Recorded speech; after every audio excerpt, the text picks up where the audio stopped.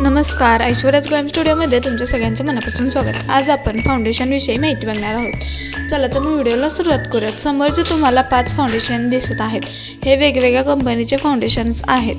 बघा, काहींना शक्य होत नाही एकाच कंपनीचे 2 शेड्स घ्यायचे किंवा सगळे शेड्स घ्यायचे, तर वेगवेगळ्या कंपनीमध्ये जरी तुम्ही शेड्स घेतले तर त्याचा उपयोग कसा करायचा किंवा ते शेड्स वापरून आपण मेकअप कसे केले पाहिजेत याचा व्हिडिओ आहे हा। ठीक आहे, हा फर्स्टवाला जो शेड आहे हा 230 शेड आहे। ठीक आहे, बघू शकताय तुम्ही, हा 230 शेड आहे। हा जरा पिंकिश शेड आहे, प्रॉपर शेड नाही हा। आणि हा फिट मी कंपनीचे 2 फाउंडेशन आहेत, बघू शकताय। हा जो कलर आहे हा डार्क कलर आहे, फिट मीचाच आहे, बघू शकताय।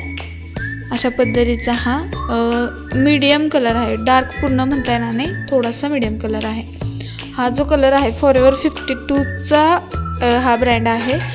आणि हा जो शेड आहे तुम्ही बघू शकताय, हा बिस्किट शेड आहे, थोडासा असा डस्की शेड आहे, बघू शकताय। अशा पद्धतीने बघू शकताय, अशा पद्धतीने हा शेड आहे, फॉरएवर 52चा शेड आहे हा। सेकंड जे आहे फाउंडेशन, नंतरचं जे फाउंडेशन आहे ते तुम्ही बघू शकताय, बघू शकताय मॅग्लॅमचं फाउंडेशन आहे। हे फेअर स्किन टोनसाठी आहे, फेअर शेड आहे याची, तुम्हाला शेड पण दाखवणार आहे। फेअर शेड आहे याची, बघू शकता। अशा पद्धतीने याची फेअर शेड आहे। ठीक आहे, आणि लास्ट जे आहे हे आय मॅजिक कंपनीचं HD फाउंडेशन आहे। जे आपण HD मेकअप वगैरे करतो त्यासाठी हे फाउंडेशन यूज करतात, परंतु याची शेड वेगळी आहे, बघू शकताय। याची फेअरसुद्धा शेड नाही आहे, डार्कसुद्धा शेड नाही आहे, फेअर डार्कच्या मधलीसुद्धा शेड नाही, अशी थोडीशी फेअरच्या थोडीशी अलीकडची शेड आहे। पूर्ण फेअर नाही आणि मीडियमसुद्धा नाही, मीडियम आणि फेअरमध्ये जे शेड येतो त्या शेडची ही बॉटल आहे। ठीक आहे, HD कंपनीची।